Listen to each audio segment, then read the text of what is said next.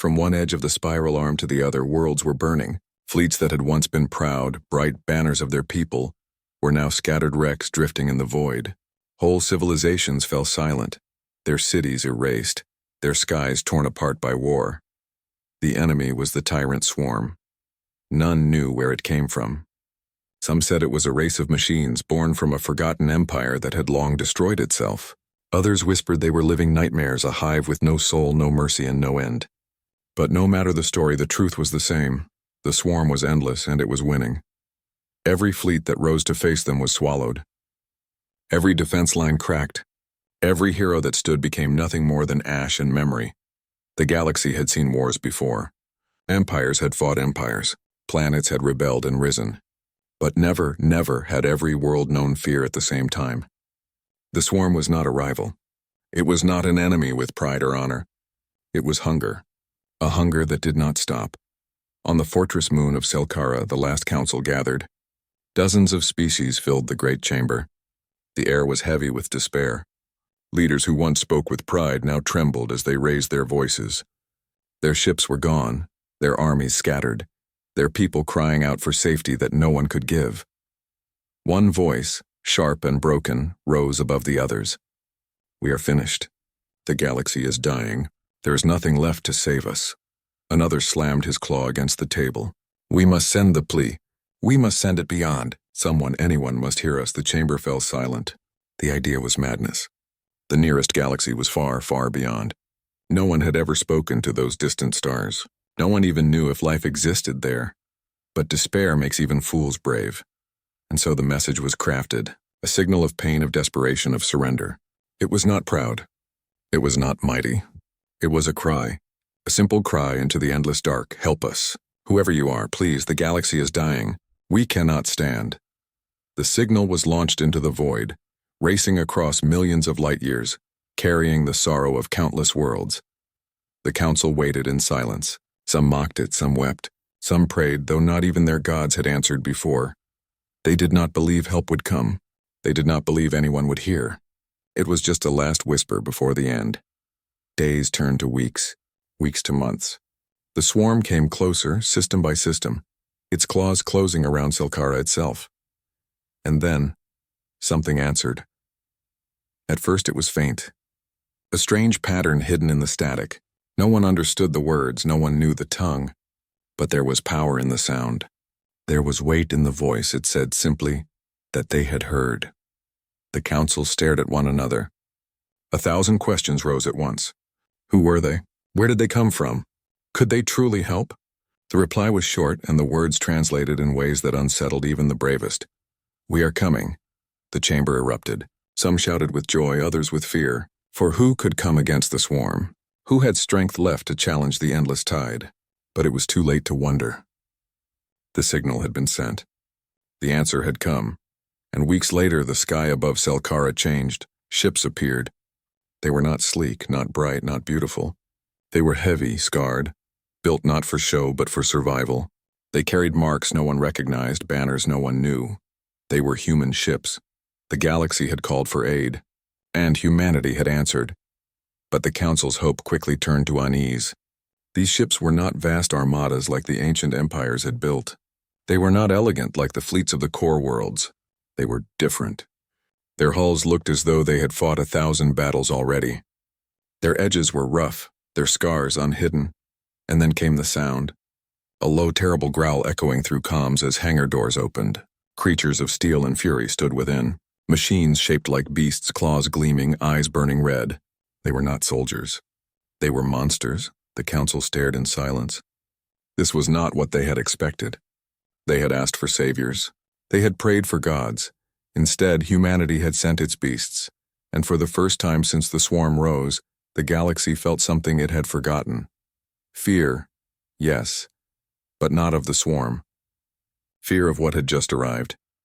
The fortress moon of Selkara was no stranger to fleets arriving in its skies. Over the centuries, hundreds of empires had come and gone, their warships rising and falling in orbit like passing storms. But this was different. When the human ships broke through the void, the council chambers shook with whispers. No one had ever seen vessels like these before. They were not carved in shining crystal like the Elith's fleet, nor shaped like living shells as the Threx had once made. These ships looked alive in another way, alive in battle. Every plate of their hulls bore scars, burns, and dents. Their engines roared like beasts forced to run forever, never resting. Their silhouettes were not elegant arcs or perfect spheres, but jagged, brutal, like fists raised against the dark. Alien eyes widened. Many thought the same thing, but dared not say it aloud. These ships were ugly. Ugly, but terrifying. Selkara's sky filled with them, heavy transports, cruisers built like mountains, and carriers that looked less like wings and more like cages. The comms echoed as the humans spoke, their words rough, deep, unpolished. The translator strained, piecing meaning from unfamiliar tones. "We heard your cry," came the voice across the chamber, "and we brought what you asked for." The council leaned forward, hope trembling in their veins. But that hope cracked when the humans finished. "We brought war." When the hangar doors opened, the galaxy saw for the first time what humanity meant. From the belly of the carriers they marched, not soldiers of flesh alone, but beasts of iron. Massive machines with legs like pillars, claws sharp as blades, and jaws that glowed with molten fire. Their eyes burned red, casting shadows on the hangar walls as they moved. The humans called them warhounds. They were not graceful mechs like the core races sometimes built for defense. They were not defensive guardians meant to inspire. These were predators, designed not to protect but to hunt. The ground itself shook as the first warhound stepped forward. The counselors watching through wide screens could almost feel it in their bones. The beasts moved like packs of wolves, silent until their growls rumbled through comms, an echo so deep it made hearts stutter. Behind them came the humans themselves, soldiers in dark armor, helmets shaped to hide all softness, weapons heavy enough to tear holes in ships. Their presence was not comforting. It was not meant to be.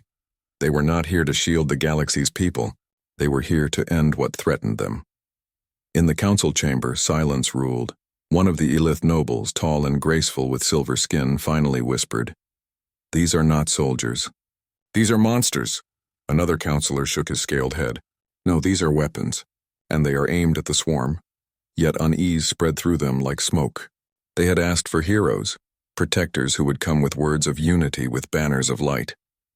What had arrived instead were predators, scarred and sharp-edged, bringing with them things that looked like nightmares given flesh and steel. And still, some part of the council dared to hope. Perhaps nightmares were exactly what the swarm deserved. Selkara's people gathered in streets and towers to watch the sky. Families who had hidden underground came out for the first time in months, staring at the strange, scarred fleet. Children pointed at the shapes of the beasts as they moved within their hangars, eyes wide with fear and wonder. "Are they here to save us?" one small voice asked. No one could answer. That night the humans landed. Dropships screamed down from orbit, engines shaking the ground. The first warhounds touched Selkara's soil, their claws tearing furrows in the stone. Soldiers followed, silent, disciplined, their weapons ready even in the calm. To the citizens it was not a reassuring sight. The beasts roared, their sound echoing through the city like thunder rolling from a storm. Lights flickered as their massive forms moved between buildings, shadows swallowing entire streets. The council gathered once more, facing the human commander through screens of light. He was a tall figure, his armor black, his face scarred from old battles. His voice was rough, but his words were simple enough for every translation. "You called," he said. "We came. The swarm will find no easy prey here." Some cheered. Some bowed their heads in relief. Others trembled. For though the words promised salvation, the man's eyes promised something else. Vengeance. Far out in the void, the swarm stirred. Their endless fleet was already on the march toward Selkara. Scouts had reported the fortress moon as the next meal. The swarm never hesitated. They never paused. They never feared. But this time when they arrived, they would not find a council begging for survival. They would find beasts waiting. Humanity had answered the galaxy's cry for help.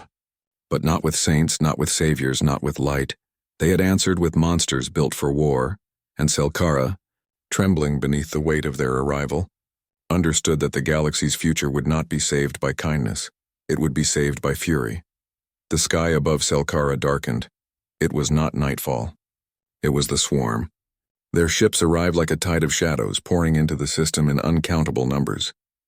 From orbit, the fortress moons seemed to shrink beneath the weight of their presence. The swarm's vessels were not elegant nor strong. They were endless, sharp-edged things like blades of black stone. They did not move with grace. They moved with hunger. On the surface, people watched in terror. The counselors looked up from their chambers and felt despair rise again. Even after the humans had come, even after their beasts had landed, the truth was the same. The swarm was vast. How could any stand against it? The humans did not tremble. Warhounds lined the surface, their red eyes glowing in the dim light. Their claws dug into Selkara's stone, their armor plates bristling with heat. They crouched low like wolves waiting for prey. The humans stood among them, calm and steady, as if this storm of death above was nothing new to them. The human commander gave one order, his voice carrying through every channel: release the pack. Dropships screamed upward, defying the falling swarm. Doors opened and warhounds leapt into the sky. Engines roared at their backs as they crossed the void between ground and stars. Alien soldiers watching through screens gasped in disbelief. They had never seen machines move like this, alive, feral, eager for the hunt. The swarm struck first. Thousands of black darts rained down from orbit. Weapons meant to pierce defenses and shred cities. Selkara shook under their impact. But where the swarm expected weakness, they met the beasts. The first warhound intercepted a spear of burning metal mid-air. It ripped it apart with claws and teeth of steel, pieces scattering into harmless fire. Others followed, slamming into swarm vessels before they could touch ground. Explosions lit the night sky, red fire against black. For the first time in its long hunger, the swarm faltered. On the fortress walls, alien commanders stared in silence. They had seen countless battles end in screams, in despair, in endless retreat. But now before their eyes they saw something else. The humans were not afraid. Their beasts were not cautious. They did not defend, they attacked. One counselor whispered, voice shaking, "They fight like predators." Another answered, "No. They fight like they belong here." The swarm was endless, and yet it began to break. Every time one of its creatures landed, a warhound was there, claws flashing, jaws unleashing molten fire that cut through armor like paper. Human soldiers fought behind them, moving with precision, their rifles tearing apart anything that slipped past. Selkara's people, hidden in shelters, heard the roars of the beasts through the ground. To them it was terrifying, yes, but it was also hope. For those roars were not the swarms. They belonged to defenders. Still, the battle was not easy. The swarm pushed with numbers beyond counting. Entire rivers of black machines poured from the sky, wave after wave. Some warhounds fell, crushed under endless claws and fire. Their hulks burned on Selkara's soil, metal twisted, red eyes darkening. The humans did not pause to mourn. They fought harder. Each loss seemed to sharpen their fury. Their voices thundered through comms, commanding the beasts with simple, brutal orders. Flank, tear, burn. The swarm had no words, no soul, no mind. But even they began to hesitate. Hours passed like minutes. The sky was fire, the ground thunder. By the time the swarm retreated from its first assault, Selkara still stood. On the walls, the aliens wept openly. For the first time since the swarm had risen, an attack had been repelled. The impossible had been done. But when the council turned to the humans for celebration, they saw no joy on their faces. The human commander simply stared at the burning horizon, voice cold. "That was their first step," he said. "They will come again, harder, stronger." His soldiers nodded. The warhounds growled, their red eyes scanning the skies, waiting. Selkara had survived its first strike. But the war had only begun. Selkara stood, but it stood in blood. The swarm had been pushed back again, leaving behind wreckage that littered the ground and fire that painted the skies. For the first time in living memory, a battle had ended not in defeat but in survival. Yet survival had come with a cost. The fields beyond the fortress walls were graveyards now. Broken warhounds lay scattered, their armor torn, their red eyes dim and lifeless. Some had been ripped apart by sheer numbers. Others had thrown themselves into enemy fire to shield the soldiers behind them. To the aliens, they were machines. To the humans, they were something more. The soldiers moved among the fallen with heavy steps. They laid their hands on the scorched steel, whispering words too soft for the translators to catch. There was no wailing, no crying. Humanity did not mourn loudly. but the silence was heavier than any scream. The counselors watched this ritual in uneasy quiet. One Elith elder finally asked, "Why do you grieve for them? They are not alive." The human commander turned, his scarred face grim. "They were alive enough to bleed for us, alive enough to fall so we could stand." The elder said no more. In that moment, the council began to understand. Humanity's beasts were not just weapons. They were companions trusted with lives, treated as family. And now family had been lost. Even in grief, there was no pause. The swarm would return. Everyone knew it. Human engineers worked through the night, welding and reforging, patching broken armor with whatever they could salvage. Alien hands soon joined them. Elith Smith shaped plates of crystal to repair gaps. Threx mechanics fused their organic technology to human steel. Slowly, the fallen warhounds rose again. Not the same, not whole, but stronger, scarred with the proof of survival. The humans taught without speeches. They showed by action. They did not surrender to sorrow.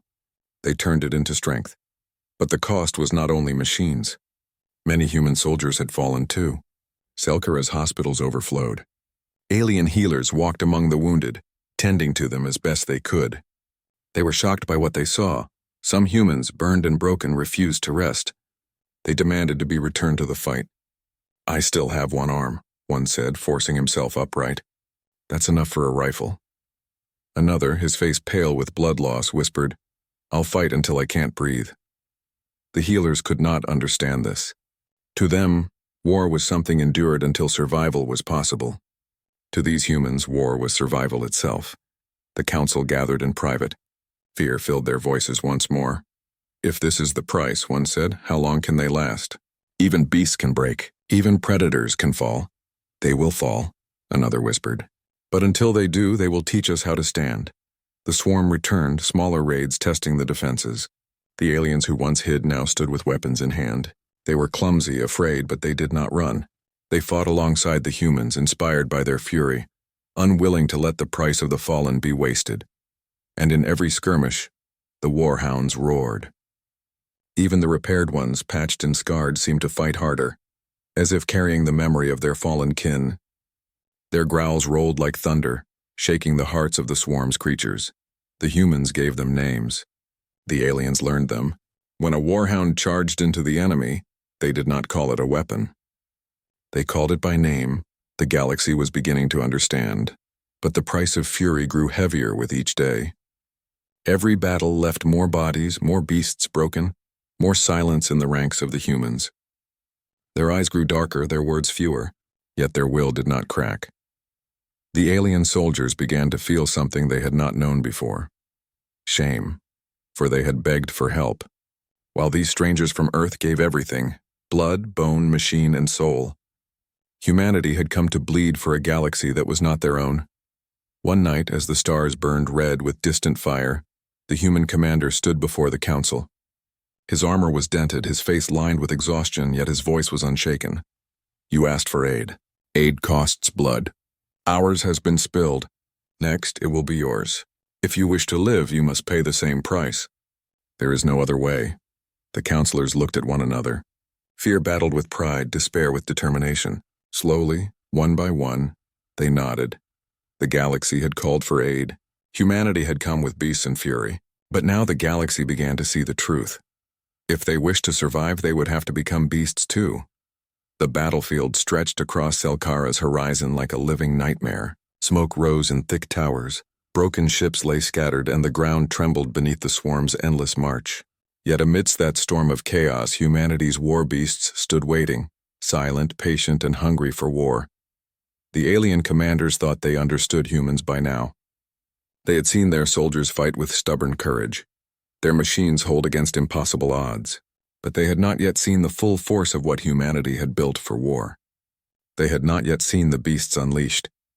When the signal came, it was not a horn nor a drum, but the sudden roar of engines breaking the silence. From beneath the armored hangars, massive war beasts rolled out, colossal gunships and armored walkers, each bristling with weapons. Their silhouettes blocked out the fires of the battlefield, casting shadows over friend and foe alike. The warhounds charged first. Their steel paws dug deep into the cracked earth, carrying them into the swarm's ranks. Their weapons spat fire, tearing holes through the endless tide. The sound of their assault was like thunder rolling across the plains. Behind them, the larger war beasts advanced. Some resembled great armored predators shaped like lions of steel, their cannons mounted where fangs would be. Others were towering bipeds, mechanical titans whose fists carried missile launchers and plasma blades. They struck into the swarm with precision, each movement a balance of rage and discipline. The alien defenders on the walls of Selkara could only stare.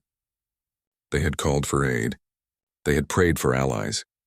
But what they had received were monsters made of iron, beasts born of humanity's refusal to ever kneel. The swarm tried to surround them, tried to overwhelm them with sheer numbers.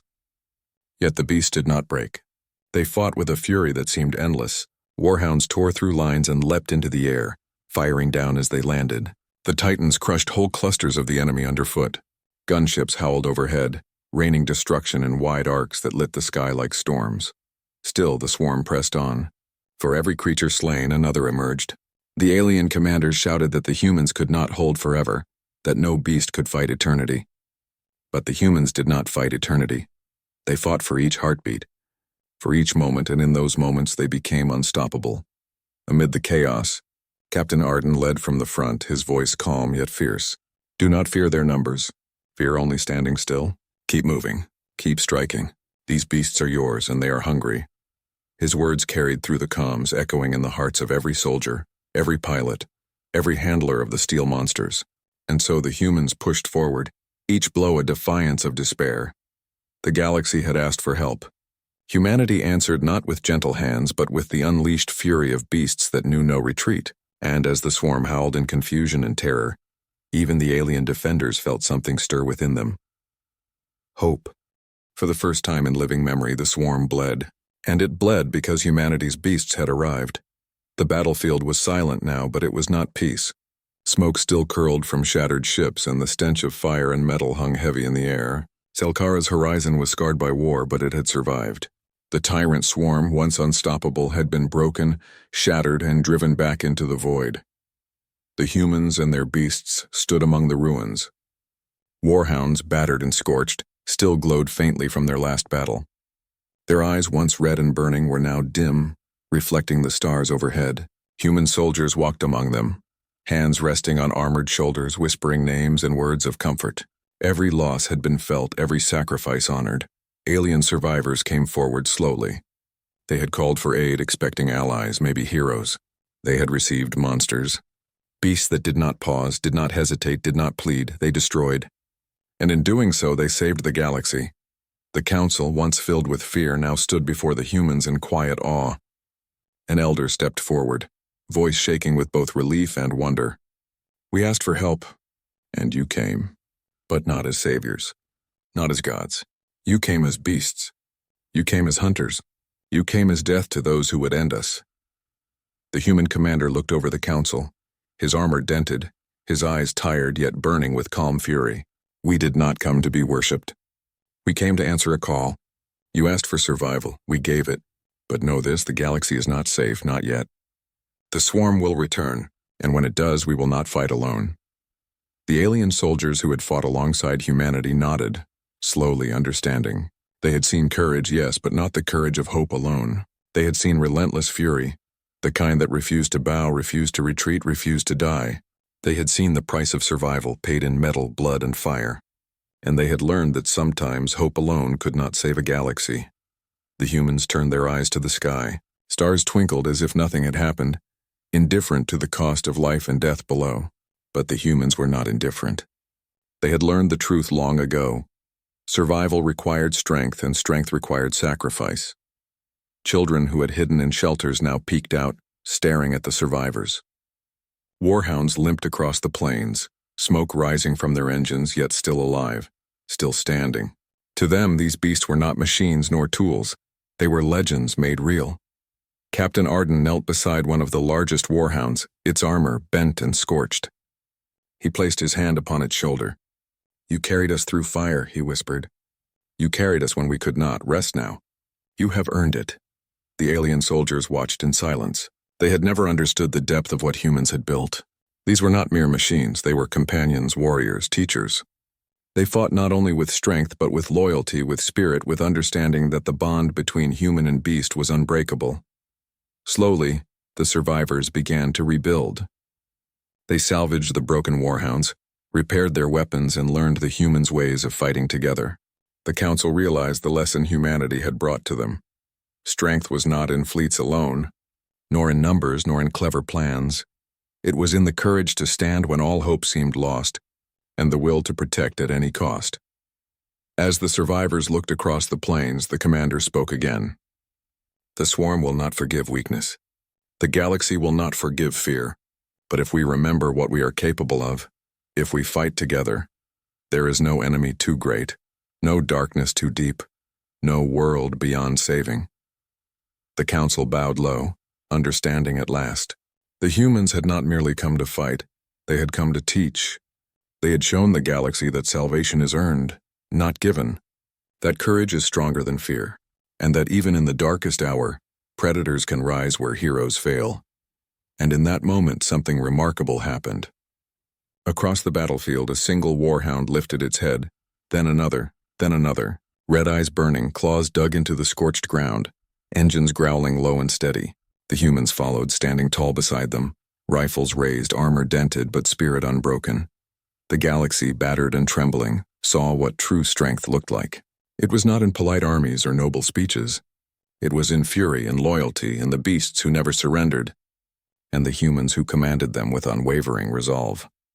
For the first time in centuries, the galaxy understood something it had forgotten. When humanity answers a call, it does not arrive with mercy. It arrives with power. It arrives with fury.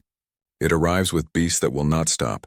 And in that knowledge, the survivors found hope, not fragile, not fleeting, but unshakable. The galaxy had called for aid. Humanity had arrived, and nothing would ever forget the day the beasts came. Selkara's soil was blackened and broken, yet it still stood. The first assault of the swarm had ended, leaving the moon scarred but alive. For many, this was a miracle. For the humans, it was only the beginning. The swarm never rested.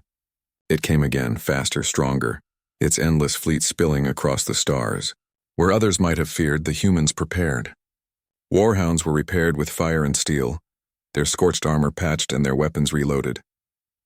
The soldiers moved among them, silent and calm, as if battle was nothing more than the air they breathed. Alien eyes watched in awe. They had seen their own armies break and scatter after one strike. Yet these humans, these predators, stood taller after every wound. The second wave fell upon Selkara like a storm. Black ships cut through the skies, hurling fire and death. The ground shook, towers collapsed, and the air filled with the screams of engines and claws. But this time the aliens did not cower. They saw the humans charge.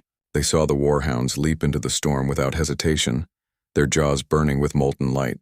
They saw men and women stand shoulder to shoulder, rifles blazing, their voices calm and steady as they gave orders in the chaos. And for the first time, alien soldiers joined them, not many at first. A handful of Elith archers took positions on the walls. A group of Threx warriors charged alongside the warhounds, their claws flashing beside steel jaws. What began as hesitation grew into courage. The Council's people, who had spent months hiding in fear, found their strength in the shadow of humanity's beasts.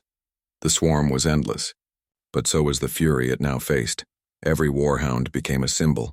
When one fell, scorched and broken, the humans did not retreat. They roared louder, fought harder, turning grief into fire. Alien soldiers, who once would have run, found themselves staying. They lifted their weapons and fought beside the predators from Earth. The sky itself seemed to change. For where once there had been only darkness and despair, now there was fire. Fire born not just from destruction, but from defiance. In the council chambers, the elders watched the battle unfold. One of them, an old Elith with silver skin, whispered, "They are not defending. They are teaching us how to fight." Another, younger and braver, answered, "No, they are showing us what we must become." The word spread. In every shelter, in every trench, in every corner of Selkara, the story grew. The humans had come not to shield the galaxy, but to awaken it. The swarm began to falter, not because its numbers had lessened, but because for the first time it met resistance that did not break. The warhounds tore ships from the sky. Alien fighters, once timid, now flew in formation beside human craft, their courage rising with every kill. Soldiers of dozens of races fought as one pack, no longer prey but predators. The swarm did not understand fear. It could not feel. But hesitation crept into its movements. Its endless tide, so sure and steady, began to crack. On the battlefield, the human commander raised his rifle high, his voice carried by comms across every channel. "They bleed," he shouted. "The swarm can be broken," the cry echoed. Alien tongues repeated it in their own words. Soldiers roared it as they fought. Even the warhounds seemed to answer, their growls shaking the ground. Selkara's night became a furnace of fire and fury. At last, after endless hours, the swarm withdrew. Its ships pulled back into the void, their retreat slow, reluctant. The battlefield was littered with the dead, alien, human, and beast. Smoke rose into the sky. The ground was scarred forever, but Selkara still lived. And for the first time, the swarm had been forced to flee. In the aftermath, silence hung heavy. Humans moved among their fallen warhounds, touching their broken armor with quiet respect. They did not weep, but the weight of loss was in their eyes. Aliens who watched this felt something stir in their hearts. The predators grieved. The beasts were not just machines, they were family. The council stood before the human commander. "You have done the impossible," one elder said, bowing low. "You have turned despair into hope." The commander shook his head. His voice was firm, steady, and cold. "No, we have only begun. Hope is not enough. You must learn to fight. You must become like us, or the swarm will return and this moon will fall." His words were not gentle, but they were true. Selkara understood then. Humanity had not come to save them. Humanity had come to forge them into something new. The turning tide had begun.